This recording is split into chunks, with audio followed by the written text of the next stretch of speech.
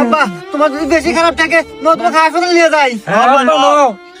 আরে বাজান, না না, আমাকে আর হাসপাতালে নাই কামবো না, আমার সময় শেষ, আমি আর বাঁচবো না।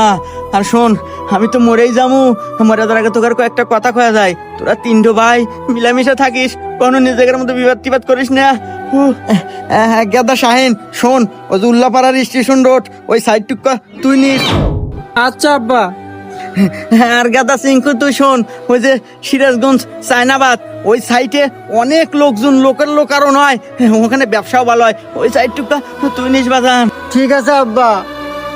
বাজান সোহাগ, তুই তো সবচেয়ে ছোট, ওই যে হাটিকুমরুল একটা নতুন ইন্টারচেঞ্জ হতেছে, অনেক কাস্টমারের খুব চাপ, ওই সাইডটুকু তুই নিস বাজান।